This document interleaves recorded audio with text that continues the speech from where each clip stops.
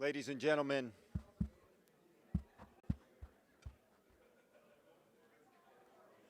ladies and gentlemen,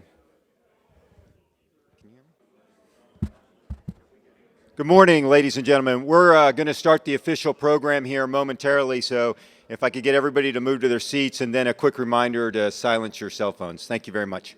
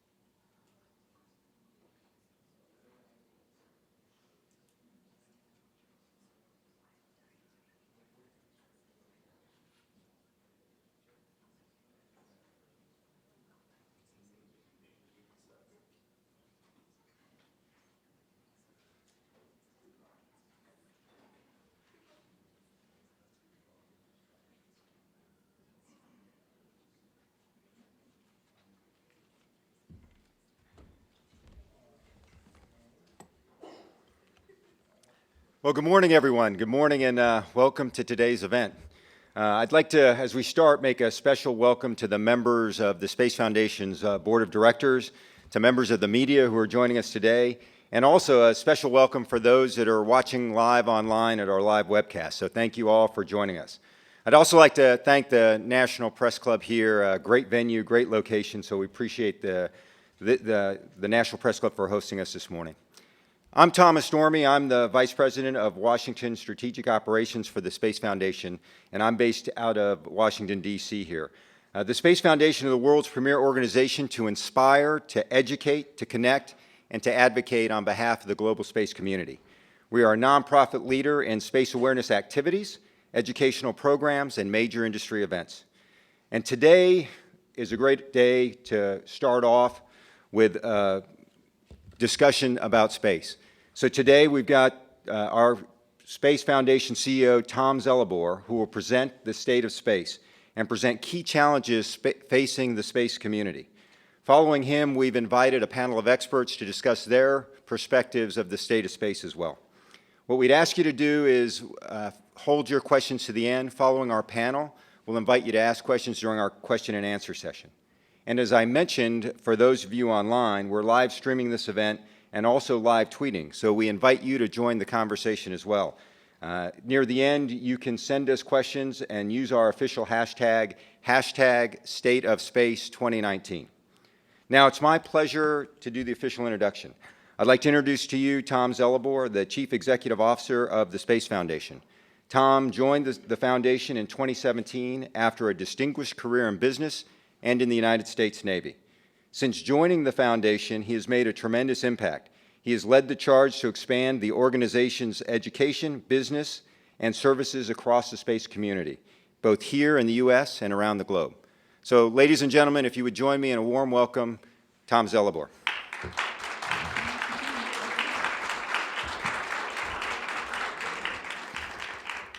Thanks, Thomas. It's a real pleasure for me to be here today, and I want to thank all of you for braving the terrible winter storm that was going to hit Washington, D.C. to come listen to me speak.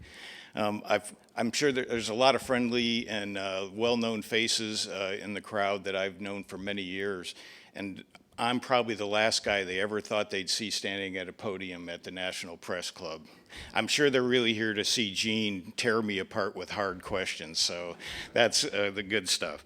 But yeah, with the weather, it was interesting. I had such memories when I was watching the news last night, and the first mention of a flake of snow, there were 3 guarantees. They were guaranteed that the schools were going to be delayed or closed, that the government was going to be delayed or closed, and there wouldn't be a single loaf of bread or a gallon of milk within a 50-mile radius of this place. Fortunately for us, it was an easy commute because of that, and so now we're here. So what are we going to talk about today? It's something that the Space Foundation and I are very passionate about, and that's the formidable frontier of space. Since our founding in 1983, the Space Foundation has dedicated itself to making the public more aware of the rewards and the opportunities that space exploration brings to all of us.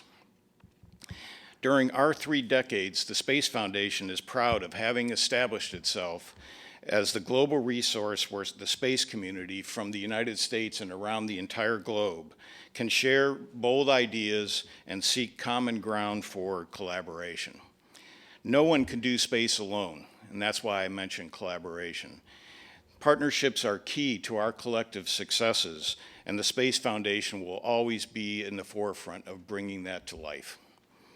Nowhere can you see a bigger display of those relations than at our annual Space Symposium that many of you are familiar with that happens in Colorado Springs every year. The first gathering was 35 years ago and was comprised of about 200 people. It's just amazing. Today, it's the epic premier event of all space events, where we have over 9,000 people from all over the world come to try to solve and discuss these important issues that we're going to be talking about today. With that much talent focused in one spot, it brings partnerships and diversity to the forefront for all of us to see. Those partnerships and diversity also bring strength, capabilities, and promise, not just for what it enables us to do today, but more importantly, what it's going to enable us to do in the future. But the Space Foundation is much more than a host for those 4 epic days in Colorado Springs.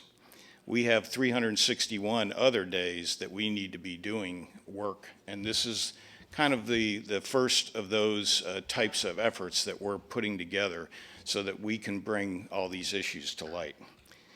We need to inspire and advocate and connect on behalf of the entire space community, so that's what we're going to discuss and do today.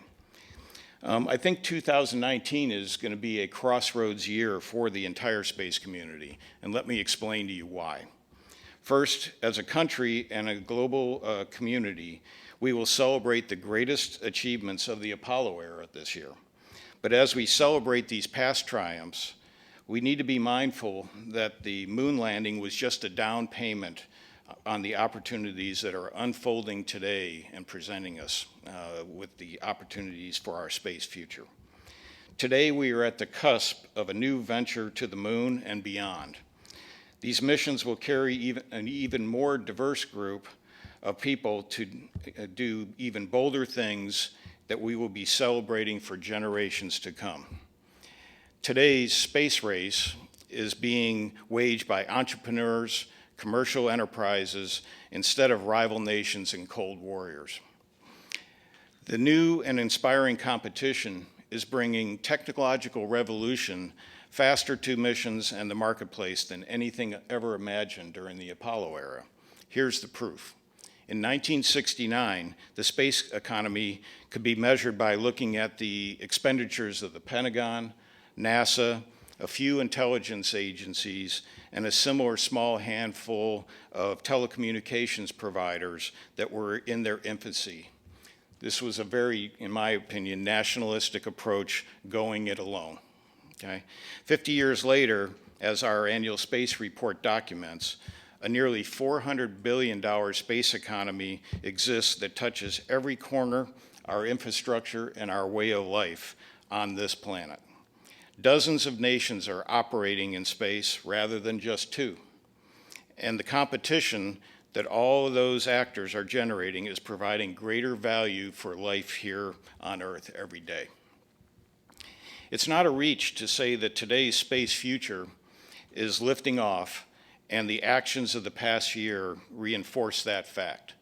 2018 was a record-breaking year. We had 114 launches last year from nearly a dozen countries. That's an amazing statistic. The small-sat revolution continued to unfold globally with deployments around the Earth and now even Mars, further proving them to be a cost-effective as they have been effective in their use, which is why you see our space competitors from Russia, China, Israel, and India making a greater effort to grow their market share. With more of these cost-effective and efficient deployments on the horizon, our collective abilities to master these small-sized technological marvels will deliver even more space-based capabilities for everything from communications, banking, intelligence, and GPS location and geospatial services.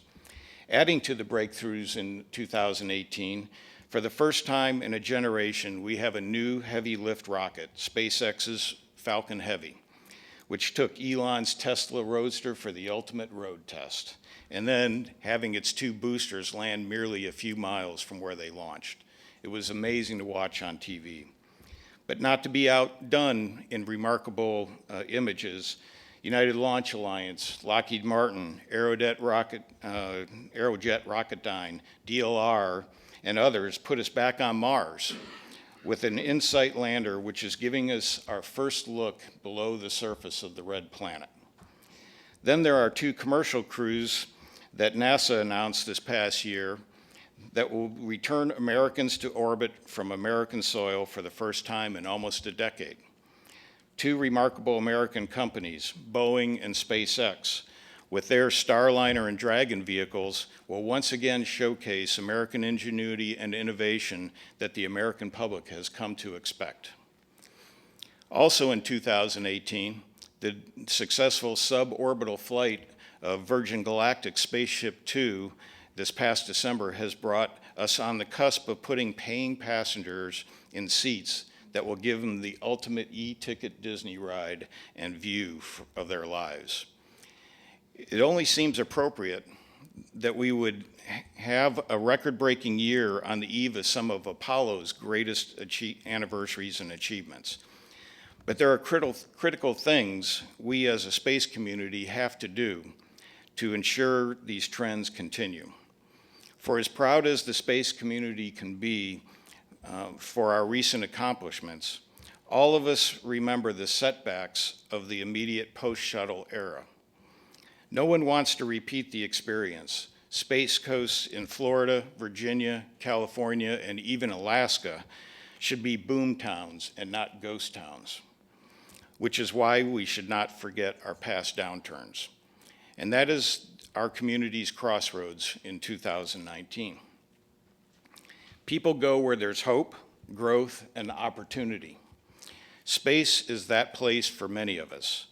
We know it's not without risk or challenge, but no market or frontier was ever opened without taking on those tough considerations and those challenges.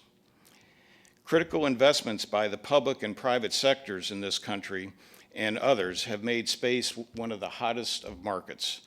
Furthermore, policy directives and regulatory approaches brought about by the National Space Council, NASA, individual states, the Commerce Department, FAA, and the US Congress and others is making space a place where the open for business sign is on 24/7. But to keep those lights on and the doors open, there are three core challenges that the space community needs to proactively engage if we are to secure our future. So, our first challenge is how to grow the roots of a national space force. Ever since President Trump announced his intention to create it, the Space Force has spurred a lot of debate.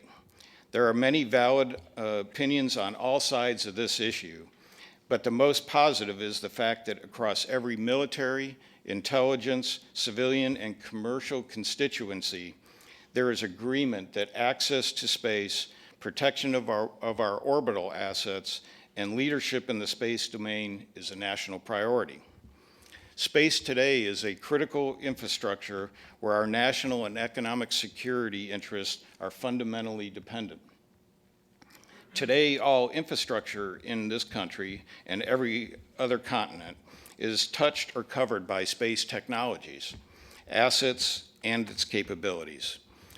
A day without space puts our infrastructure, communities, and commerce at risk. Protecting those capabilities is a bigger task than a separate military force or a single command structure. It's a cross-functional team of talent from military, public, and private sectors with capabilities far beyond launch pads, control rooms, orbits, and ground stations. The National Space Force I'm talking about protects our national interests and infrastructure, creates new jobs and economic opportunity for more people, and secures our position as the lead pioneer of the space frontier. Today's National Space Force needs to be anchored in our classrooms. Without skilled teachers capable of inspiring and developing the next generation of STEM talent, there will be no liftoff for us here on the planet or beyond it. It frustrates me that according to the Program for International Student Assessment, PISA, the largest assessment authority, who every 3 years measures reading ability, math, science literacy, and other key skills among 15-year-olds in dozens of developed and developing countries. The U.S. placed an unimpressive 38th out of 71 countries and 24th in science in 2015. I think you understand my frustration. Among the 35 members of the Organization for Economic Cooperation and Development, which sponsors that PISA initiative, the U.S. ranked 30th in math and 19th in science. My friends, you cannot expect to be a leader in space if you're in the middle of the pack on the disciplines that put you in orbit. That absolutely has to change. As the Space Foundation, or at the Space Foundation, STEM education is a core mission of our everyday operations. Using space, we craft curricula and programming for teachers to bring STEM subjects to their life and in the classroom. We also recognize and recruit talented educators to mentor others in their school systems on how to help students realize a lifelong love of STEM learning that will allow them to solve problems on this planet and explore the possibilities beyond it. Our Teacher Liaison program is a national model for this very important effort. We have master educators from all around the globe who use space as a vehicle to excite students about STEM education. This international network shares ideas, lessons, activities, and best practices for the classroom, all designed to inspire our next generation explorers. The Space Foundation is positioning itself to become the premier space-focused STEM education organization in the world by establishing the Space Foundation Center for Education and Innovation. This center will develop best practices in formal and informal education through vigorous research and will pioneer innovative education methods that will deliver the STEM workforce our country and economy require if we are to remain the world leader here on Earth as well as space. Beyond growing the roots of a space force in education, another core challenge for the space community is invigorating the competition that comes from space. Therefore, the second challenge is building and measuring space commerce. Exploration in all its forms has always had commerce as its permanent shadow. Every country, especially our own, has heritage of entrepreneurship, and space exploration is no different.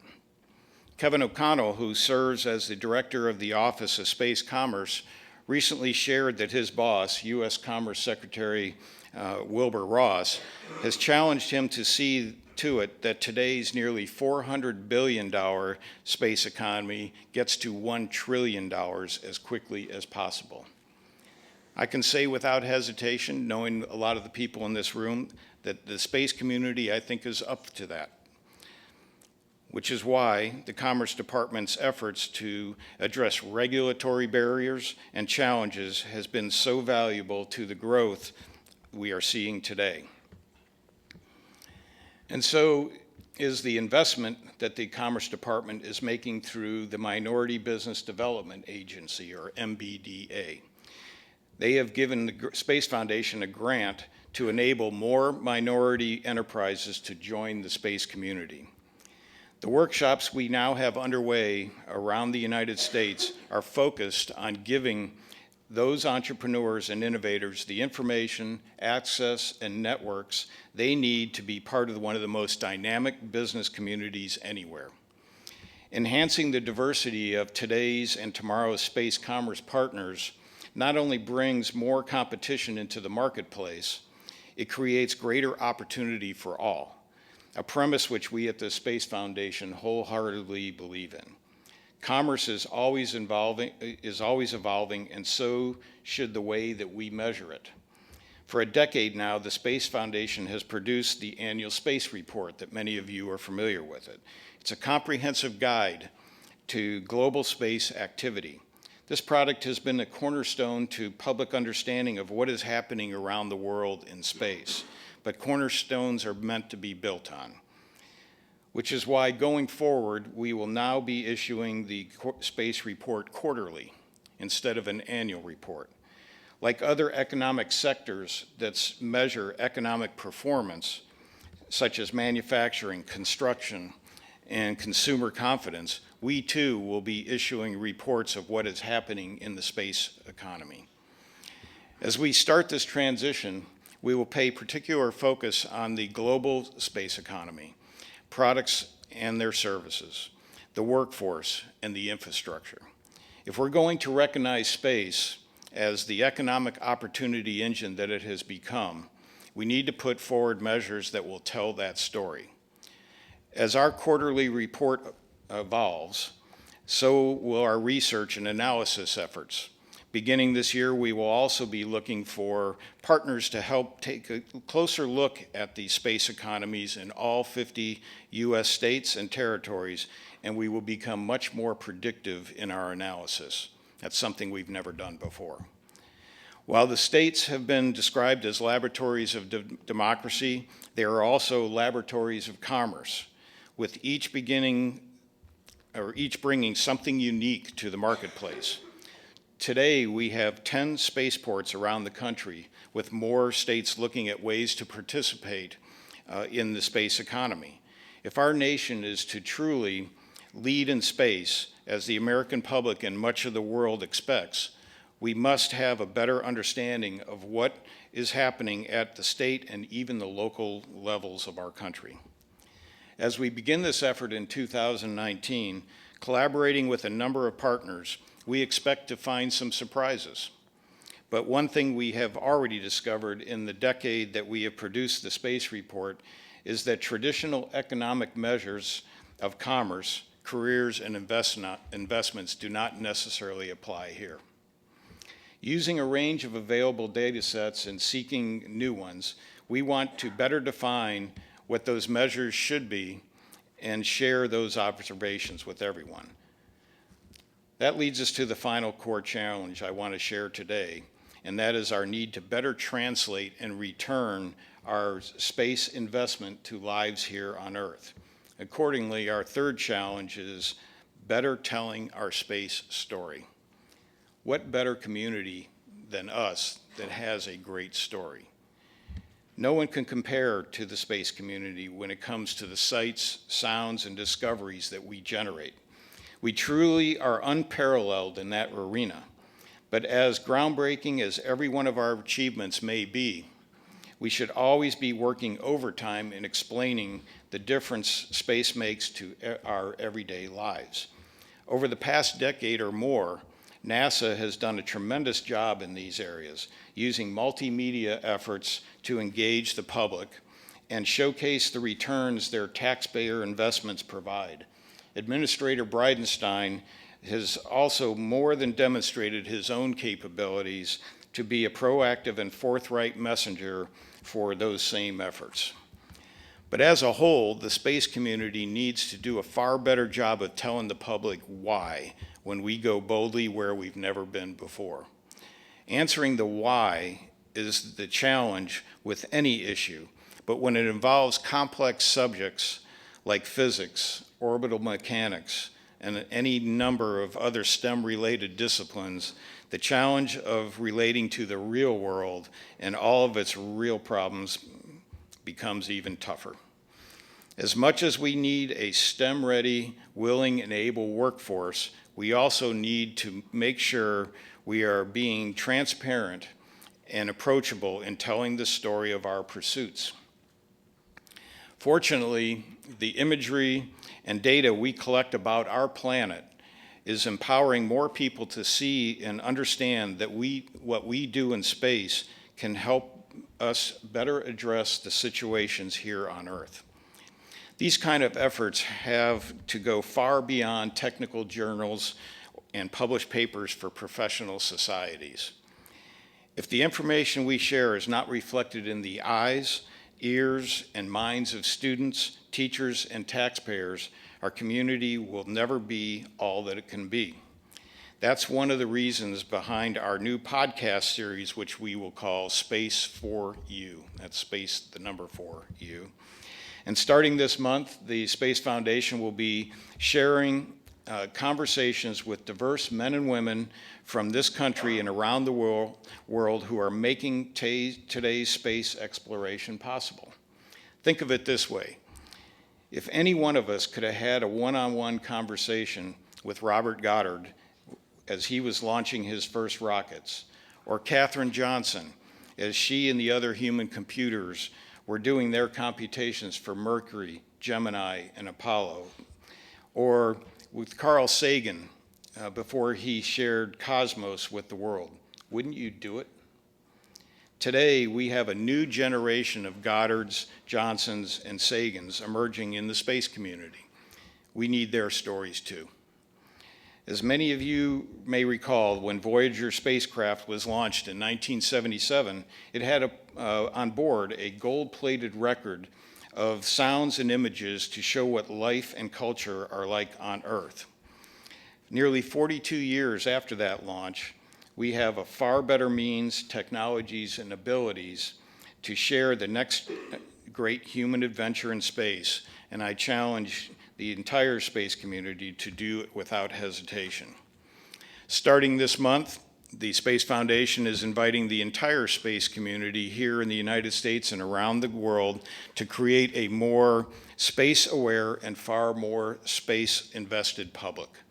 We have initiated a thematic calendar to highlight the diversity of what the entire space community does in space and Earth science, as well as in astronomy, robotics, commerce, and other fields. Each month, we will showcase the diversity of talent, innovation, breakthroughs, and achievements that are happening in each one of these areas.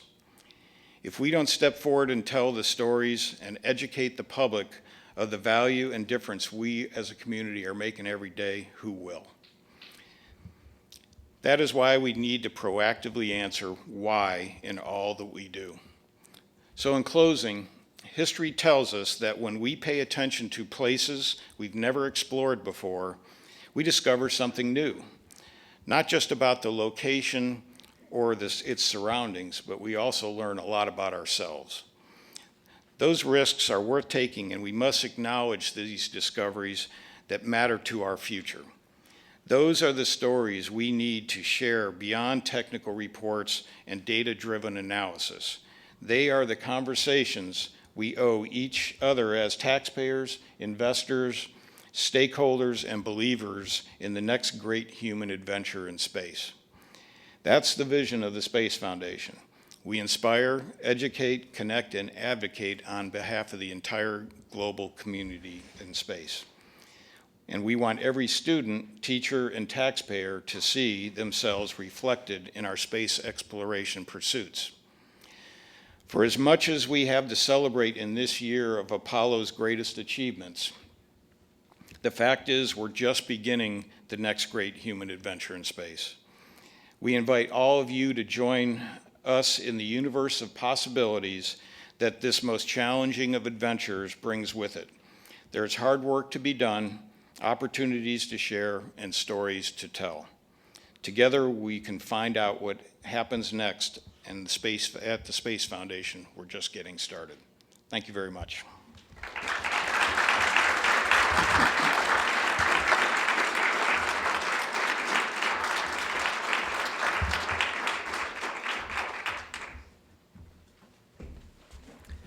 So Tom, thank you. Thank you for those remarks. So as we transition, I'd like now to invite our panel of State of Space experts, our industry panel, to join me up here on stage. So first, I'd like to introduce our panel moderator and award-winning anchor and correspondent from CNN and ABC News, Jean Meserve. So Jean now uses the skills developed during her decades doing live television to moderate panel discussion, town halls, and one-on-one interviews on a wide range of topics. Joining her in the industry panel, we've got Rebecca Cowan-Hirsch, Senior Vice President, Government Strategy and Policy at Inmarsat; Alan Herbert, Vice President of Business Development and Strategy for NanoRocks; Andrew Rush, President and CEO of Made in Space; and Andrew Stad, Director of Washington Operations for Vector. Now, rather than go through all of the impressive credentials, I encourage you to review the program and look at their short bios to appreciate the skills and the talents that we brought together on the stage today. We're excited to have them here and excited to have them share their perspectives on the state of space. So with that, Jean, the floor is yours. Great, Thomas, thanks so much. Welcome, everybody. And welcome to my great panel. Great to have you here. And it's Courtney Stad, just to correct that. Want to make sure we get the facts correct here. So each of you represents a different slice of this space community. We've just heard from Tom about his vision for the state of space. I'd like each of you to very briefly tell us a little bit about your company, for those who don't know, and give us your sense of whether you're in sync with what Tom said or whether you have a different vision. Courtney, why don't we start with you? Company is called Vector. We build rockets. We build small rockets that are very low cost. We basically, our motto is that we launch where you want, when you want as a customer. And we're in the low-end microsatellite side. We also are building a spacecraft called Galactic Sky. I can talk a little bit more about that. So really the business for us is low-cost access to space. And your thoughts on the state of space right now? Been in it for about 40 years, dating myself, but I must tell you that I feel like I'm back in my 20s. This is an extraordinary time. Lived through the peaks and valleys, and I would have to echo what General Raymond the other night in a talk, he's the head of Space Command, said, we're at an inflection point. It's often a cliche, but I think what we're witnessing in 2019 is a convergence of technologies, low cost, market changes and so forth. They're coming together along with, don't be shocked, I'm going to use the word bipartisan, policy support framework for this commercial space industry. So I'm very excited. Alan, why don't you go next? A little bit about your company and your vision. I'm with NanoRocks, and we've been around for 10 years. We're the largest commercial user of the International Space Station. We've sent up 720 payloads, CubeSats, microgravity research. And I would say our state of space is very excited. One of the things is now when you have there'll be different platforms in space going to the moon, a deep space gateway. So not just the space station, but there's other avenues to launch things into space. And we're very excited about that. And also the state of space, he didn't mention that not only the 5 big players that we see, but there's a lot of new players that are emerging space nations. The UAE is sending a satellite to Mars. Not a lot many people know that. They're sending an astronaut to the space station soon. So a lot of people don't know that's going on. Also, with Brazil is coming up, And also in Africa, many people don't know there's 10 space agencies in Africa, and 8 of them have already sent up satellites, and they're getting ready to right now have their own African Space Agency. And that's a space agency by 2040. Africa will have 2 billion people, and so that's a lot of people. And so a lot's going on. And so I always say, hey, let's look at different things going on around the world. So the state of space for us is exciting because when everybody's doing these things, that's more business for us. And that's the bottom line. It's getting crowded up there, though. Andrew? So I'm Andrew Rush. I'm the CEO of Made in Space. And Made in Space is an in-space manufacturing and assembly company. We, with NASA, initially demonstrated the very first, the ability to manufacture in space for the very first time to create functional objects. And now we're taking that and applying that to new and interesting business models to use low Earth orbit to create products that we can bring back down to Earth and generate some pretty impressive revenues, as well as really change the way that we design satellites to build portions of them up there rather than just building them on the ground and sort of origami unfolding them in space. And I would say that we think that the state of space is both simultaneously really strong, but also fragile.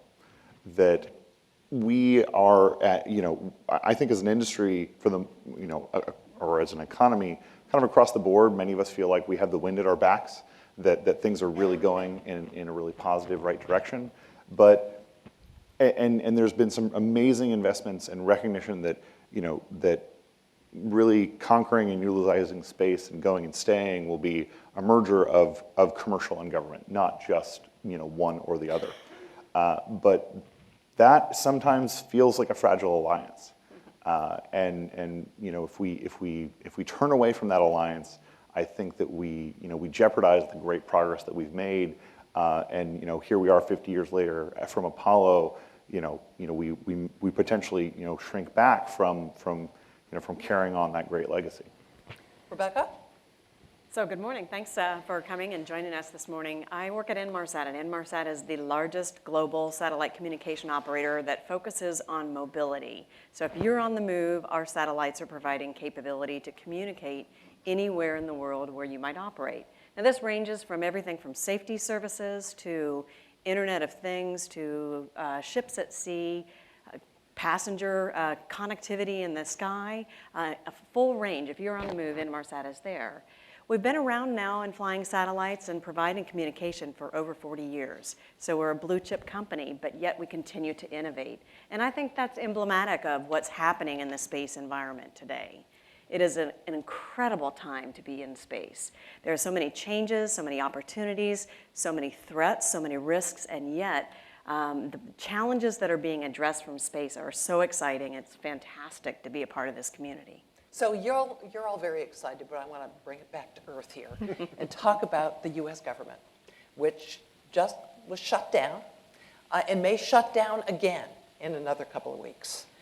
Andrew, did the shutdown impact you, and are you worried about the prospect of another shutdown down the road? Yeah, so I think we're probably the smallest company represented up here. And we do a lot of work with the U.S. government and NASA in particular. Fortunately, we, for some other reasons, had a good amount of capital, and we're kind of in a hiring upswing when the shutdown occurred. So we felt a pinch, but it wasn't a broad pinch that caused us to furlough folks or anything like that. We did sort of take our foot off the gas with hiring, and now we're in this sort of short-term CR. We're sort of putting the toe back on the pedal, though we're not slamming it all the way to the floor yet. And we're excited to see hopefully some full appropriations for FY19, and then we can continue just to do cool space stuff and do some interesting things with manufacturing. How about the impact on you, Alan? We always say we're a small company that makes big impact, and we focus on what's going on, and we tighten our belts. We looked at the time frames that are going on, so we're pretty nimble in that sense. But again, you want to make sure even a small company, you look at different markets, and that's what we're doing also ourselves. We work with the U.S. government a lot. We're dependent on them also, but we look at other ways to bring in income, which is very, very important. Rebecca, did it impact launches? So we have not had a launch in this year. What we do watch for from the United States government, first and foremost, is the United States government is our single largest customer. But we're also heavily dependent on an agile regulatory environment, which is almost an oxymoron. When you have shutdowns in the government, things that would take a fairly lengthy amount of time take even longer. So watching to see what's happening in the regulatory arena from spectrum to launches, the implications of that. Do we need to look at other locations for launching? Other countries for Other launching? countries for launching, absolutely. It's a very vibrant launch community, which is exciting. It also gives us choice as a commercial operator. So do you think that ultimately this affects the competitiveness potentially of the U.S. in space if we have this on and off the brakes thing going on here in Washington? Well, I have to say, from Vector's standpoint, we again are privately funded. We're focused on the commercial space customer market. We also have a focus, of course, on the U.S. government. I'd say probably the biggest impact has been in the regulatory licensing side. Those of us in the rocket business are fundamentally and critically dependent on licensing from the FAA in particular, the AST office. And I see the great Dr. George Neild out there, who retired after a wonderful career leading that office, and now retired General Wayne Monteith is the new head of the office. The poor gentleman was supposed to join a couple of weeks ago and was affected by shutdown. In February, a lot of us are waiting for these new draft regulations, which are supposed to be the first major overhaul of licensing our industry over the past several decades. Inevitably, that's going to have some impact in terms of moving that to the right. The Commerce Department that Tom referred to so eloquently was in shutdown mode, and they are critically, play a critical role in terms of licensing many of our customers as well. So the jury is out as to what the collateral effects of that shutdown has been. We've seen in the last month or so layoffs. Virgin Galactic, Spacex, Stratolauncher. Alan, do you think this signifies a potential downturn? No, I think this is, there's business plans that went on that they hired a lot of people. And I think things may not have gone as they expected, but in any type of industry, you're going to have downturns. Look what's happening with Apple. So I don't think that's any signal. I think it's still vibrant. I think the market is still vibrant because we're hiring people. Courtney? Absolutely the same. I remind people, skeptics, cynics about the market. Many of us have been pushing this commercial space for decades, been advocating for a proliferation of actors. Yeah. And welcome to capitalism. A healthy, it's almost a paradox. A healthy capitalist system, you have destructive phenomena. But when you have a healthy system, you have people who will take advantage of people who are laid off from some of these other companies, technologies that may be repurposed and repackaged. Frankly, I come from a generation when we walked out of 1968, the Space Odyssey, 2001, I thought and expected we'd have this conversation off planet somewhere. So did I. I'd expect a robust industry. So in a sense, we've taken us about almost a half century to begin to close the circuit, to get back to what is really in the American DNA, which is commercial, and have the government on the service purchasing side.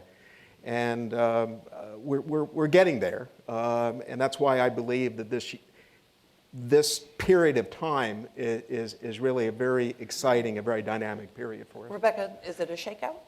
I would say absolutely not. With any industry, there's cyclical nature of different types of skills that are required, different phases of life and programs, different technology insertion, different operational modes, and this is reflected in how you're actually managing and using your workforce.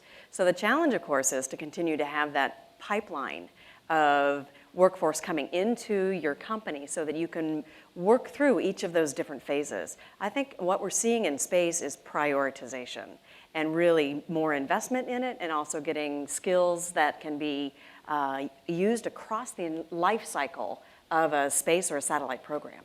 The Commerce Secretary has said he wants to see this economy grow to $1 trillion. Optimistic? Pessimistic? On target? Thoughts?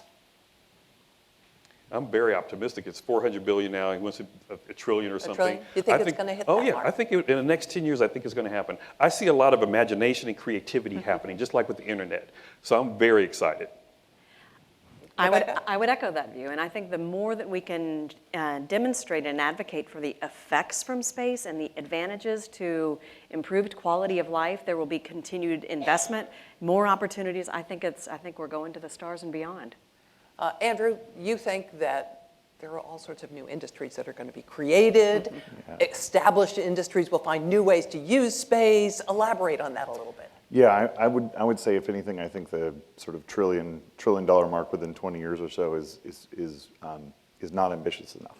Ooh, It what sort of mark sells- would you set? It sort of sells us short. And the reason is that there was a few reports from like Goldman and things that said, oh, well, we think it'll get to $1 trillion. But you basically could say, well, that's the year-over-year growth we've experienced so far, like historically, and inflation, not new industry, not new business models. And I think that's really where where the untapped resources are, with manufacturing in space, with drug research and discovery in space, with satellite servicing, assembly, manufacturing. All of those things we believe are known unknowns in terms of the size of the market that they can create and the disruption that they can create. So you say $1 trillion is too modest. Have you set a number? Well, I want us to be. Okay, we'll let you. I have to say to Courtney, go that I think we all agree it's transformational. And I think trying to put a number on it is a bit premature. But I do think that if you had tried to ask folks who were the architects of the smartphone a short 10, 12 years ago, the magnitude of that economy, a lot of them were laughed out of the room long ago. By the way, many of the applications that were proposed went to the entrepreneurial graveyard, right? So my CEO, my founder, Jim Control, refers to sort of the blank canvas that we're looking at. We're providing the tools, those of us here on the stage and our colleagues in the space market as a whole. The genius of the entrepreneur is what we're unleashing. And I think tapping into that could be $1 trillion, it could be multiple trillions. That's what we're all about. But what are the biggest impediments? Alan? I think governments. I think making sure that government has a good regulatory system to encourage And that it entrepreneurship. stays open. It stays open and encourage entrepreneurism, working with the private sector, participating, in the creativity. The creativity is the big thing for me, and imagination, because that's where everything comes from. Because as he said, that cell phone, somebody created that. And so encouraging that. So I think government regulations, markets that may be up and down, but I think those are some of the impediments we have. And Other financing. thoughts on that? I would say that this year has some huge opportunities on where we're going in low Earth orbit and where we're going from a technology development perspective. And a huge challenge, or a potential challenge, is having sort of surety in those environments, right? Like our company, NanoRacks, many organizations are pushing the boundaries of new business models in low Earth orbit, but with the kind of uncertainty about what's going to happen with ISS, and are we going to have a capability-based transition to commercial space stations or not, can threaten some of those investments. So that's a challenge, though, that I think that we can overcome by collectively establishing some surety there. Andrew, you had also mentioned to me that you're a small company and that clearances can be an issue. Talk about that for a moment. Yeah, so many of the technologies that we have are very cross-cutting, right? They can help commercial satellites be more efficient. They can help civil space satellites be more efficient. They can help national security assets, be designed and implemented more effectively. But as a small company, there's this little chicken and the egg problem of, you need to know what's going on to be able to say, here's how my services might help, but you need a clearance to know that, and you have this chicken and the egg problem with clearances. So I think that's an impediment for many small businesses for accessing the broader and for infusing their technology in the broadest possible way, which I think is ultimately in the national interest, is that sort of clearance wall.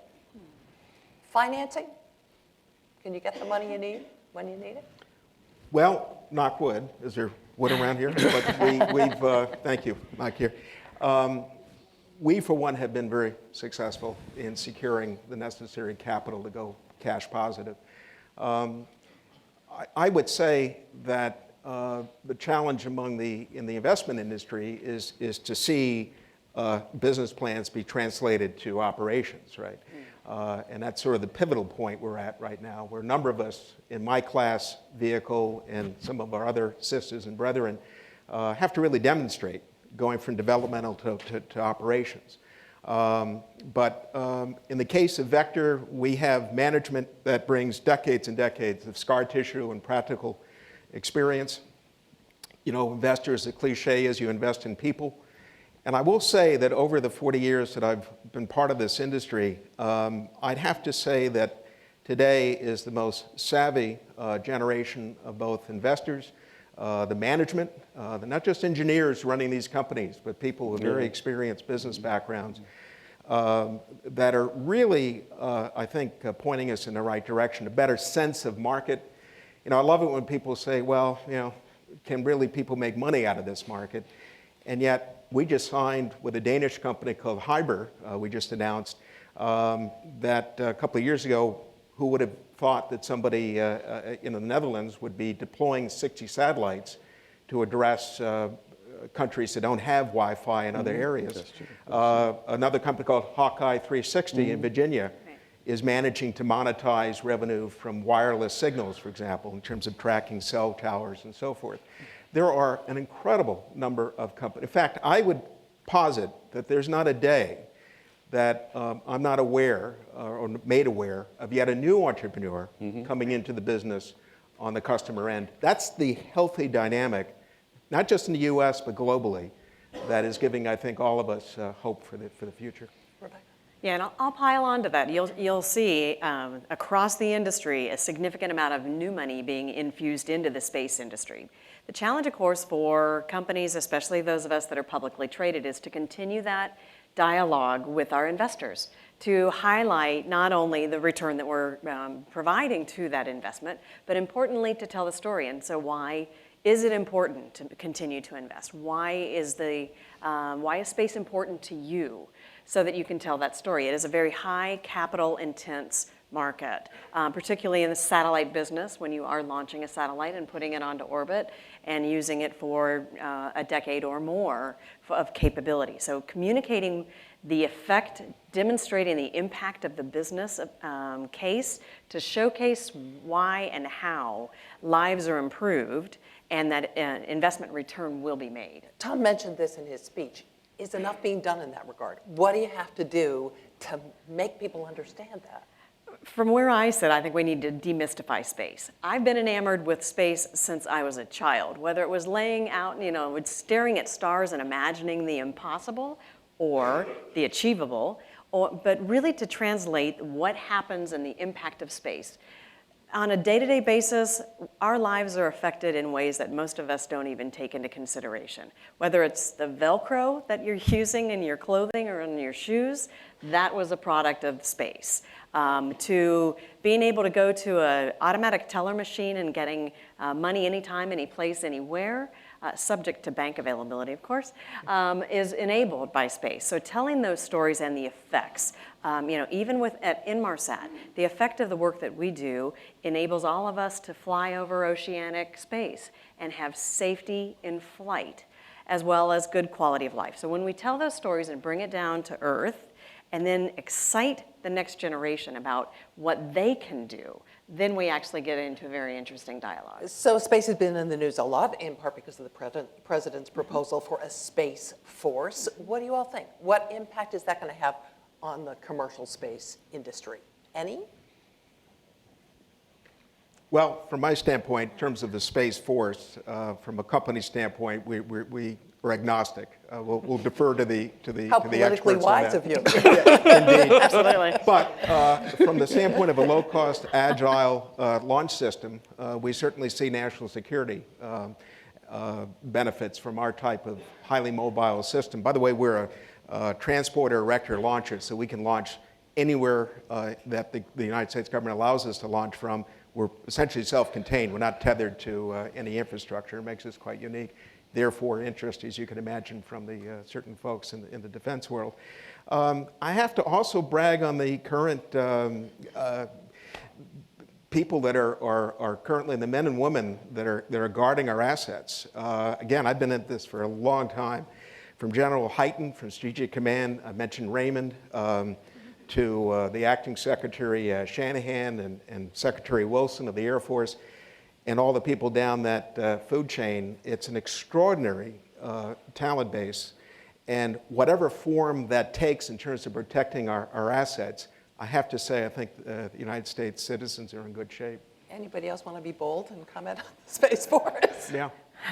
Guess not. I would say that the attention that the president and even the debate around a Space Force has brought to light has made space a common discussion now in many circles.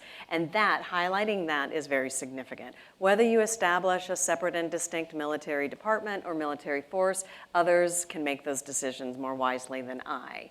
Yet, to be able to have this as part of our national dialogue and even on the international scale, where discussions about threats in space, how do you regulate norms of behavior, how do you ensure freedom of access to space? These are very important discussions if we're going to continue to capitalize on this domain. Speaking of international competition, the Chinese have landed on the dark side of the moon. Alan, your thoughts on whether they're eating our lunch? Well, I think everybody knows, and NASA has been working with them even while they're doing that. They've been in discussions about that. And a lot of people don't know, for even the Chinese, that was an international thing for them. I mean, the camera on their spacecraft came from South Africa. So there's a lot of international things going on. And I want to talk again what she was talking about, that we're spending a lot of time, the Europeans are saying they want to do a Space Force now. A lot of people want to say this, but I hope that we look at ways to mediate these type of things, if it's through different types of organizations or whatever, so that when we do have a problem in space, we can go to mediation before that happens. And as far as the Chinese, we look at working with everybody, commercial as well as civilian. And I think this is a great opportunity to say, are they eating our lunch, or is this an opportunity for all of us to kind of work together? Courtney? It is. I wanted to lever off of what Rebecca was saying, that by definition, we're in a global market. Absolutely. So we need to hold hands with our international partners when it comes to best practices, protocols in space, because we're sending assets into an increasingly crowded Earth orbit. Do we have adequate mechanisms to do that now? I would say that from my company's standpoint, we're launching primarily in the low Earth orbit band. So physics, in terms of the atmospheric drag, takes care of a lot of the debris issues that we care about. But as a community, as a whole, we certainly need a lot more aggressive action as a nation, as a global community. The FCC, as I sit here, the Federal Communications Commission, has a draft rule out where they're updating their policies regarding orbital debris since 2004. That's something that many of us in the industry are watching to ensure that they thread the needle between appropriate public safety without imposing undue regulatory and cost burdens on an industry, by definition, which has very narrow margins in the small sat area. Industries have come together to try and improve cooperation in space. So the Space Data Association, which Inmarsat is one of the founding companies for that, is a coalition of not only commercial owner-operators, but also European Space Agency, other space agencies, to be able to exchange information to improve behaviors and to coordinate movement of objects in space. Debris is a real concern. It is increasing and will continue to increase, whether nefarious or simply because of more operations in space. So it is incumbent upon us to really inform, be aware, and actually help the governments who do have a very significant role from a regulatory standpoint to help ensure that we can have freedom of access in space. At the same time, there are innovators in their respective garages and labs, and some of the larger corporations and government agencies that are also looking to technology solutions as well. So it's a real hybrid of the government being proactive governments, as well as being sensitive to the entrepreneurship that's happening to address this debris issue that Rebecca referred to. I want to get to the STEM education issue that was raised in the speech. First of all, are any of you having trouble finding qualified employees for the jobs that you've got? No? It is a challenge, and especially as Courtney mentioned, it's a global economy. Inmarsat is headquartered out of London, England, and so of course we're affected by Brexit and how we're actually managing our workforce and ensuring we can have a good steady stream of talents and capability. Yet, one thing that we do as a company, and certainly I as an individual, is we invest in that next generation. From scholarships to bringing internships in to actually supporting education so that we're actually building that pipeline of strong, not just engineers, but the full scope of STEM. And incidentally, you don't have to be an engineer to contribute to space. So as a recovering engineer myself, there are a number of disciplines. So we're investing in education as well as in students and early professionals, but it is a challenge to make sure that we're having good, strong systems engineering capable professionals, dedicated professionals that are willing to commit to the company and also help contribute to the innovation. Alan, you're nodding your head Well, vigorously here. well, in the old days, the STEM that we had was Star Trek, Lost in Space, and worked. Space 99, and it worked. I'm an aerospace engineer. So I think there's a twofold thing here. The media has to be involved. It just can't be us as companies. The media has to get involved and make kids excited about space. The Martian was very good because it saw the Chinese and Americans working together, saw science on Mars. That was very exciting. I think that helped a lot of young people. And another thing is, as she was saying, we are doing, next month we're doing, at Howard University, we're meeting with the marketing system there, the marketing school there with the MBAs, and we're talking about not just STEM issues, but we need people in marketing, PR, and communications in this industry. So we have our director of marketing going out there to talk to them about that. We have a person from the law school, or one of our lawyers going on and talking about that. So there's a lot of different things going on. So it's open for everyone. Yet we heard those statistics on how poorly the United States rates against other countries in math and science. Courtney, you're nodding. Concerned? Well, concerned in the out years. We have 3 campuses, Orange County, a lot of developmental engineering takes place, Silicon Valley, and then our manufacturing is in Tucson. We have no shortage of resumes. We've had no shortage of finding the appropriate talent. Now, looking in the out years, absolutely, I think Tom Zelibor made an absolutely profound comment that getting the aptitude, the level of mathematics and engineering capabilities in the future is certainly something that we're all sensitive to on this panel, no doubt. I must tell you that Starman from Spacex was a tremendous motivator to a lot of young people. Absolutely. So I'm again cautiously optimistic that I think that as we're successful, we're going to be drawing more and more people. And I've met we have an intern program. My management's very focused on STEM as well, and meeting the young ladies and men that are getting into the technical sciences is really quite exciting, anecdotally. But I think Tom was referring to a systemic problem we have in this country.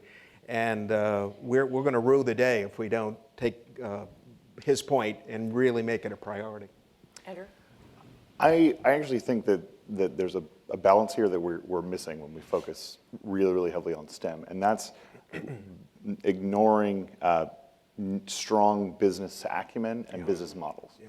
That the real growth, I think, for space going forward, and the real maintaining our supremacy nationally and commercially is going to be on innovative business models and technology deployments.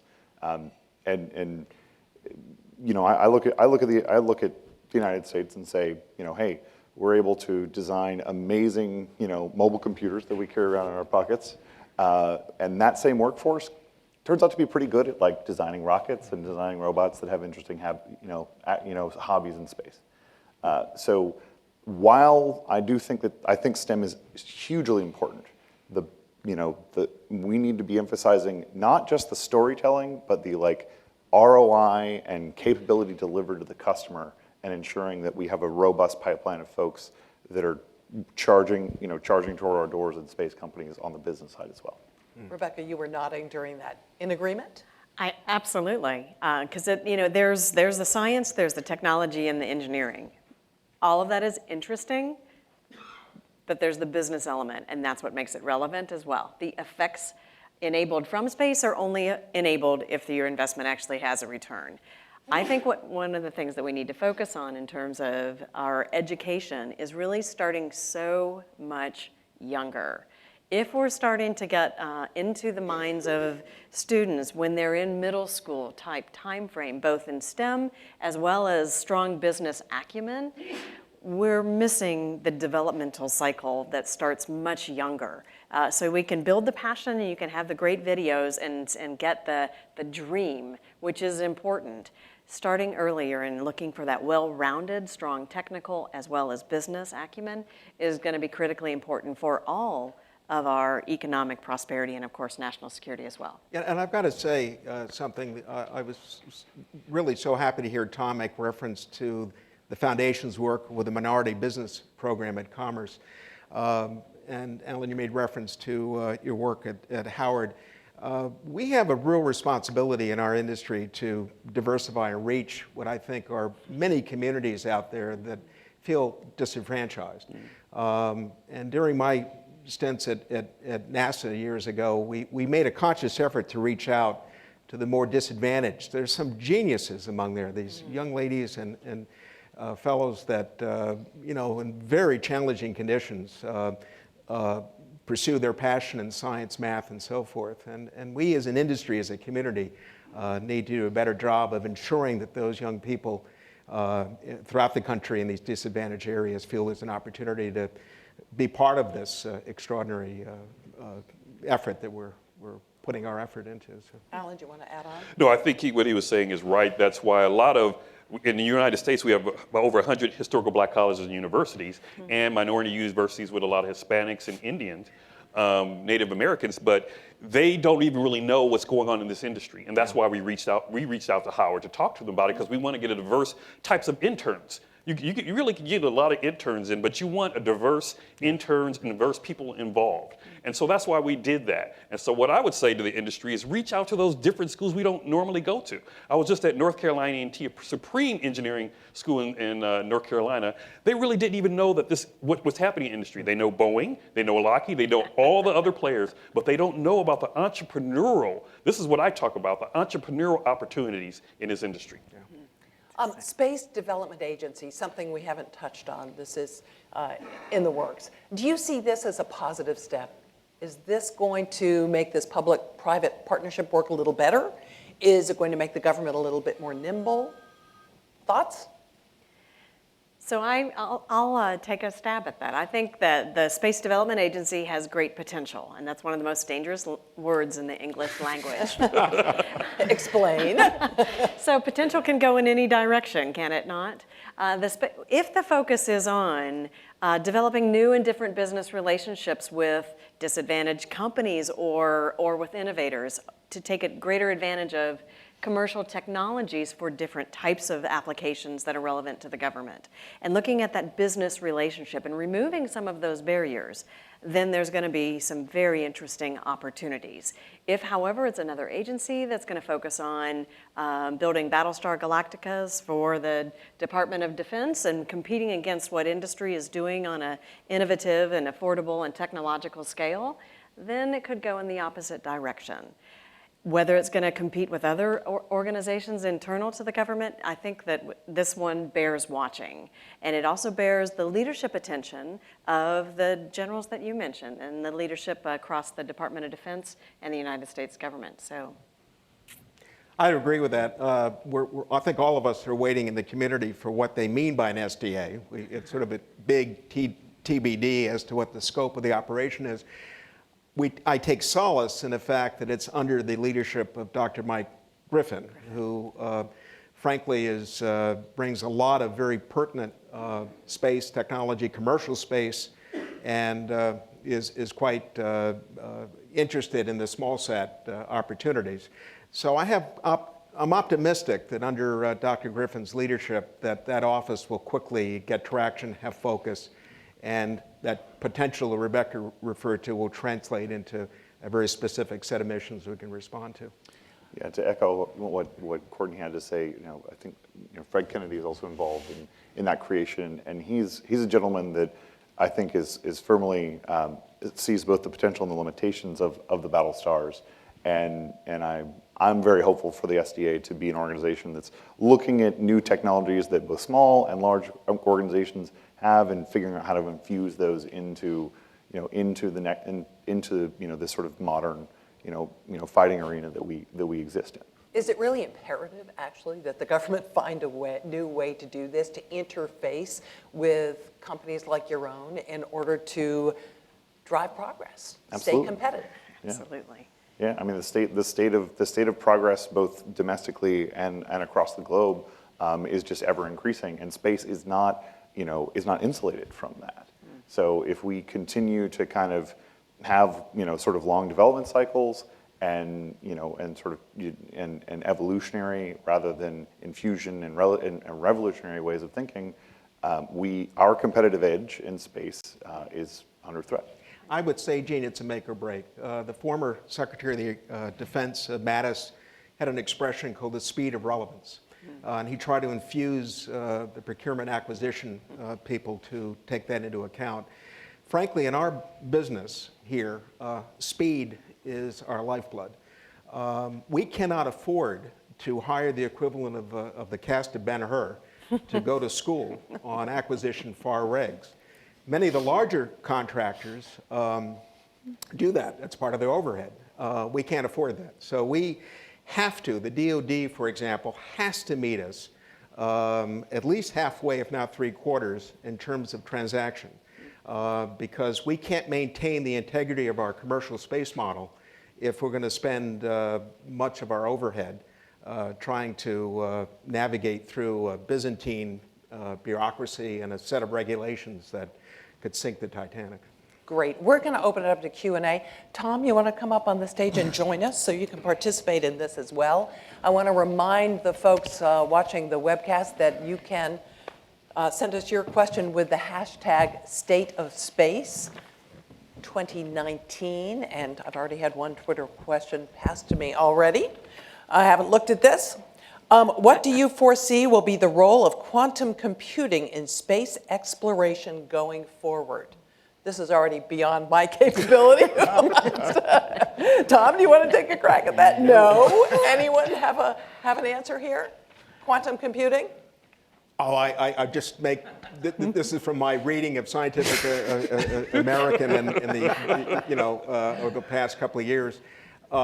It's at the risk of sounding very glib, quantum computing, if it achieves what the experts at IBM and some of the other emerging companies and leading universities claim, will be so transformative, there's no word for it. I mean, it will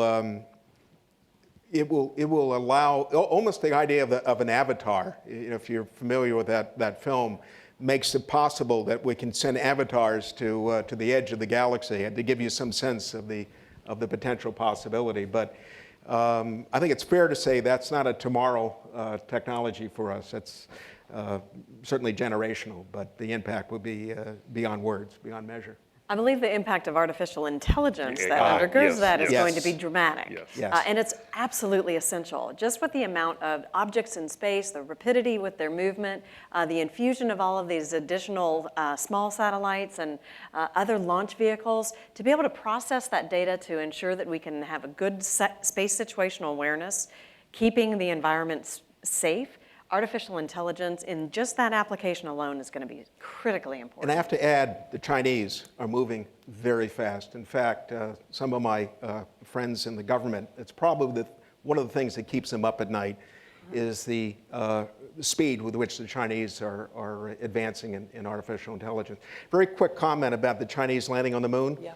What was in the news the last 24 hours, they actually grew a cotton seed. they did. It was short-lived because of the frigid nature of the moon. But, and they're also able to grow a little potato. If you remember the Martian movie with Matt Damon, potatoes was his lifeblood. But there's very significant aspects of that moon landing. How significant? Why is that significant? Well, it Explain. shows in terms of habitability on the moon, of all places, that we can actually build sustainable agriculture on the moon potentially. Strategically, on the other across the river, it keeps them up at night because it doesn't take a lot of orbital mechanics knowledge to know if you're on the far side of the moon, it gives you strategic access to certain assets around the Earth.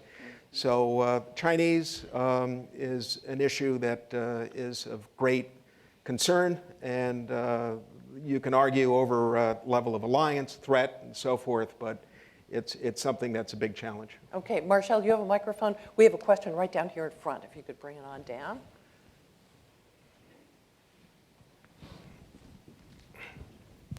Please identify yourself and short question. Thank you. Yes, Sandra Irwin with Space News. I wondered if the panelists can comment on OTA contracts that now DoD is trying to push more aggressively. I know in space that there's quite a bit of OTAs. And the context of the question is we heard this morning that a major satellite company has backed out of an OTA with DARPA for financial reasons. So is that something that all of you as members of the industry are concerned, and do you think that these OTAs generally are good things for industry? Everybody's leaping. So I'd say that generally we're very supportive of the use of OTAs as a mechanism to try to get to doing things together more quickly.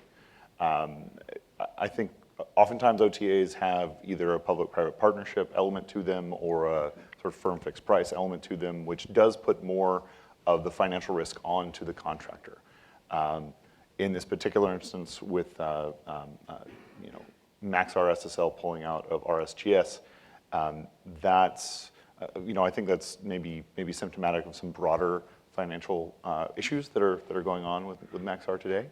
But I don't think that actually goes to the efficacy of the RSGS program, right, of satellite servicing, and we hope to see that continue to blossom.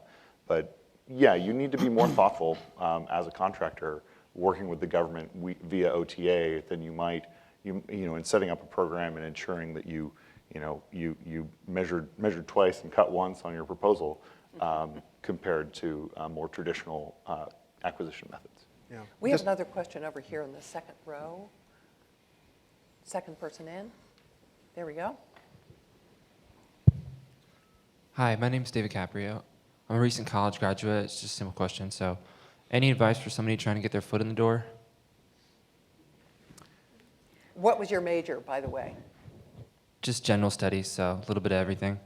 But I read a lot about physics and stuff like that, although I don't have a STEM education. So I'm just trying to figure out. And any sense of what part of the industry you might want to try and get into? So digital presence, communication, stuff like that would be my main focus. Who wants to take his resume? I'll talk to you. Yeah, I mean, I think broadly you're doing exactly the right thing, or you're doing one of many right things, right? Coming to events like this and meeting folks and talking to them and saying, "Hey, I have this interest, I have these skills. Can I help?" Is foundational. That's for myself. That's actually how I got my very first job in the industry. I was in law school. I'm a recovering lawyer, but don't hold that against me. And just called for a summer internship. Just called every space company I could find a GC phone number for, and said, "Hey, I have these skills. Can I come work for you?" And I actually ended up working at Maston Space Systems because they said, "Well, you can come work for us if you go get some money, from Florida Space Grant Consortium." And so then I called Florida Space Grant Consortium and got some money there to go work for them, and then and then kind of progress from there. So really just being affirmative about it, and meeting people and serendipity happens. Put yourself out there. Tom? Yeah, there's several ways that I think you can go about it, and I think those were all great suggestions. The other thing is you look for groups that are trying to bring people together that are kind of like-minded in this area. And at the Space Foundation, we have something called the New Gen program. It's for professionals under the age of 35, where they can be around other people that are in the aerospace industry and look for things like that that you can participate in and be involved in. In a previous life, I was involved with an incubator, a space incubator. And one of the great stories that I like telling is at the time, there was a company that was looking for somebody with fine motor skills to work on Dream Chaser. Okay, everybody knows who that company is and that aircraft. And we had a program called Straight to Space, which was taking people from other industries or other disciplines that are not traditional and bringing them into the aerospace world. We actually found this guy that I think he was in Boulder, Colorado, that was a tattoo artist. And you talk about fine motor skills, all right? And that individual did tremendous. And so there's companies willing to invest in training and helping people that are interested in this community. And that gets us to where we need to be, which is taking everybody that has this passion and get them involved. Hope you brought some resumes here today. We have a question here in the front row, second in. Hi, thank you guys so much. It's been an amazing panel so far, so thank you for your time. 2018 saw the decline of 2 companies who were interested in pursuing asteroid mining and resource extraction from outer space bodies. So I was just wondering if you guys could talk a little bit about, any of the panelists here, could talk about the role of industry in sponsoring or advocating for these more far off, sort of far distant emergent technologies and emergent sectors of the industry. What do you see your role is in advocating for those kinds of companies? Thank you. Jump in. Yeah, I think that things like asteroid mining, things like space resource utilization, it's even more important to be very, very disciplined about how you approach the business model and whether this is the right time or not for those things. And I think we can draw a lot of parallels to, sort of the economic expansion of humans on the Earth, right? We didn't go instantly, to California. First folks came to the East Coast and then kind of expanded out because there were resources and there was value there, and kind of establishing first an economic outpost and then an economic center, as it were, on the East Coast of America, basically bought down the risk and the cost of operation to go west and to utilize and exploit the resources available there. So we believe that low Earth orbit is sustainably living and working and operating commercially in low Earth orbit is the enabler for broader cislunar activity like space resource mining and utilization. And I think there are also some technical challenges with space mining, and there's also kind of a provenance challenge, right? Like we often got asked the question, like, "Hey, would you like some some platinum from space or some aluminum from space to do manufacturing with?" And the answer comes down to, well, if you can tell me that it's like it's this alloy and you use well-known methods to prove that it's like consistently this alloy, and I can sell my customer on this material coming from space rather than the ground that they haven't seen and they haven't verified, then yes, we can have a conversation. But it turns out there's a lot of technical challenges to get to. Here's as much aluminum 6061 you want in space. Yeah. I'd say even though Vector focuses on low Earth orbit, and I share a lot of what Andrew was just saying about the opportunities there, again, a sign of health in our community is that there are people that are looking way over the horizon. I have an old bumper sticker that I have in my head, which is when it comes to any leading edge technology, let alone space, there's a tendency to mistake often technical possibility for market opportunity. And so we will not see the last, thankfully, of companies that are going to be seeking other long-range opportunities. But every time a government, Japan, the United States, and others succeed, Europe, in landing on an asteroid, they advance that technology. And Planetary Resources, by the way, advance certain things, certain areas in sensor technology. I can guarantee you that there is an abour out there that's going to take that technology, apply it either to Earth or use it for the next iteration of the next planet, asteroid mining effort. We have another Twitter question. There are 300+ million people in America. How do you get beyond the echo chamber inside the Beltway to the real world to do some of the things that you talked about? Well, I'll dive right on that. Well, we've got a podcast. All right. Beginning. What else? So I think it's exactly these kind of events, and it's doing our Space for You podcast. It's reaching, as Rebecca was mentioning, reaching out and doing engagement with the younger generation early, rather than waiting until they're in college or grad school before we start doing it. Because when you do that, you start actually influencing the parents. And one of the missions of the Space Foundation is space awareness. It's one of our pillars. And, and that is for us to be able to go out and tell the story and get people excited about it. Obviously, we can't get to all 300 people or 300 million people right away, but you start small and start growing, and that's exactly what we're doing. Oh, and you can donate to the Space Foundation, and we'll continue our great work. Very artfully done. Some more questions. I see a hand right back here. If we can get the mic over to this woman right here. Go for it. Good morning. Erin Ricketts, a naval aviator and MBA candidate at Hopkins. The panel discussed really the key to communicating to the public about space travel and the benefits. What is the business case for space travel to Mars? Can anyone make it? Tom? You wanna jump in? So I didn't hear the last part of the question. What's the business case for travel to Mars? So I think, first of all the technologies that we're going to have to develop to go live at Mars and sustain life on Mars, because quite frankly, it's not a short trip. All right? So you figure the average round trip is going to be a year.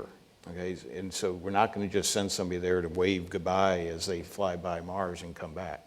So those technologies, I think the real business case is that those technologies will have to be developed there will actually help us on Earth. You're going to have to do long-range medicine. How do you do, hydroponics to grow food in an area that like Mars? And you need a new propulsion system, Right. don't you? You're not going to be able to Absolutely. carry enough And fuel so to get we're to Mars and developing back. technologies, and that's why I think there's so much activity on the moon right now. And everybody is looking at what are the things that we can do, and then translate that into the next trip. And I see your. No, I think that there's steps. I think we went to the moon in 1969, and as he was saying, I thought we'd be on another planet doing this, but we're not. And I think there's low Earth orbit, middle orbit, and then the moon, and then Mars. And I think our CEO says a moon is in our business plan. Mars is something we're going to be doing later on. And so I think the moon is something, even mining, all types of different things can have on the moon. I call moon a space station with resources. And so that's an opportunity there. So Mars, the business case will happen for Mars, I think, but it'll start on the moon. Yeah, I will make one comment about that, and I totally agree with you, which is one of the reasons I brought it up. But my fear is we'll get so enamored with the moon, we won't keep pushing and wanting to go back. So as long as we don't camp out there for too long, and we keep pushing. There's always somebody thinking forward. There will always be somebody that's going to be inspired Yeah, to I'm move sure. forward. I see a hand right here. I'm not sure where the mic is. Oh, okay, go for it. Hi, good morning. My name is Josh Finning-Williams. I work at the British Embassy for the UK's Department for International Trade. Thank you, panelists, this morning for providing your insights on the state of space. I have a very simple question. What are some trends or themes you foresee for the future of space? Okay, we were gonna, you took my wrap-up Sure question, but we'll deal with it now. What do you think? Well, one big trend, and that's the key to our business model, is that literally satellites the size of a loaf of bread that are a couple of $1 million are doing the equivalent of a 30 million, 900 pound satellite. I'm talking about a 10 pound, 20, 30, 50 pound satellite of 20 years ago in terms of capability, imaging, communications, and so forth. So there's an unbelievable change in the economics, and I think that of deploying assets to space. And it just, the future is unlimited in terms of how people will leverage the electronics and fidelity in terms of, again, imaging and data transmission. I think that you're going to see an unbelievable set of new applications that we just can't conceive of today, just in my world. And I'll defer to others in terms of other trends. Your future casting. Andrew, go ahead. Yeah, I would say, 15 years ago, with the exception of shuttle, we were very confident that rockets were things that were expendable. And we were also very confident that satellites were things that were expendable. Today, we mostly have gotten religion that rockets are reusable. And I think, in terms of future forecasting, I think the next religion that we're going to catch is going to be satellites being reusable and reconfigurable and repairable via satellite servicing technologies, assembly technologies, and manufacturing technologies. I have to add very quickly, if you colleagues will permit me, but there is a new trend as well in software-centric satellites. Right. So the conventional idea of building your piece of hardware, deploying it, runs its half-life over several years, and you dispose of it, that paradigm is changing as we sit here. In my company's case, this Galactic Sky will offer the opportunity, we just got patents for a lot of this technology recently, will allow a developer at his or her desktop to take their application, upload it to an existing satellite network. Not only helps on the debris side, but it also affords very efficient, and you almost begin to generate your revenue quickly.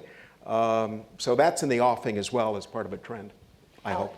I think the internationalism of space, there's going to be new players that we don't even think about right now. And one thing dealing with some of the emerging space countries, I see leapfrog of technologies and very creative things that are happening that we may not even think about here. And I think that's going to be, we're going to be very surprised with new players in the space community. Which country should we keep our eye on? Well, I mean, we're already talking about India. I mean, they're getting ready to put somebody in space in 2022, pretty much. The United Arab Emirates, I see them as a country that's bringing everybody in to collaborate. They're really, and they're 40% of their space agency is women, which is really different. Okay, and so they really have a lot of women involved. And so, and also the whole continent of Africa, where you have a whole load of different people coming in, and the creativity that's going to happen there. So let's watch that.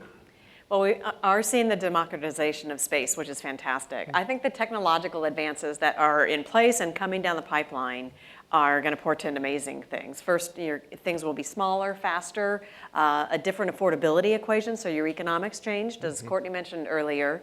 And while we're talking about those things in space, let me bring it also down on the ground.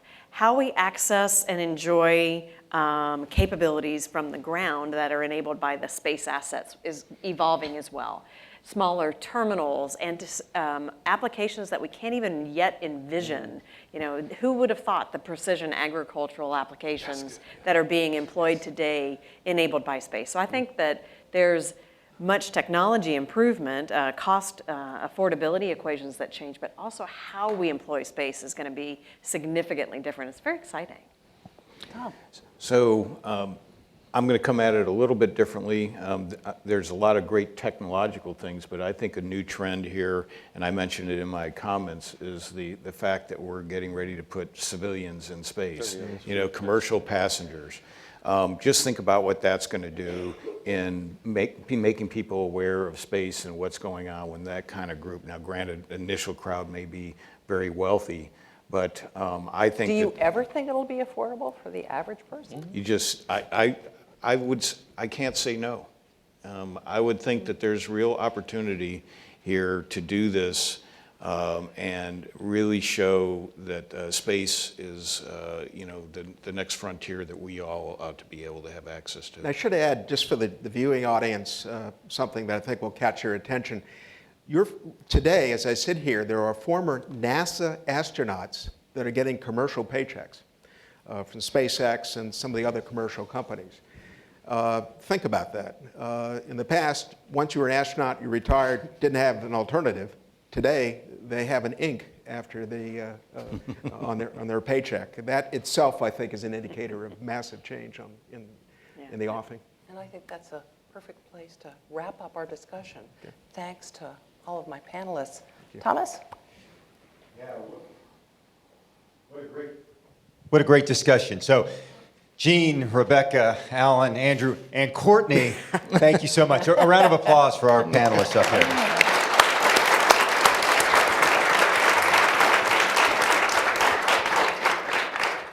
Really was a great discussion, and based on Tom Zelibor's remarks, kind of the discussion up here, and even the feedback, it is definitely going to be an exciting year in space in 2019, that's for sure.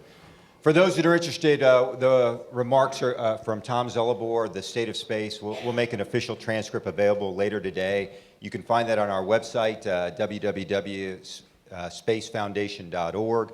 The webcast, which was broadcast live, will also be available. It'll be on the Space Foundation's YouTube channel. So if you're interested, please go there and check it out. One note, we've collected some business cards. We'd love to connect with you and continue to link with you on these types of issues and invite you to future events. So I'd ask you, if you can, please drop your business card off at the table and we'll add you to our distro list. And from a larger perspective, on behalf of Tom Zelibor, the Space Foundation, both our headquarters here in Washington, D.C., our office here in Washington, D.C., and then the main headquarters out in Colorado Springs, we look forward to working with each of you and look forward to working with you to inspire, to educate, to connect, and to advocate on these types of issues for the global space community. So thank you for coming today. Appreciate everybody and look forward to seeing you around. Thanks so much. Thanks so much for doing this, Gene. We really did a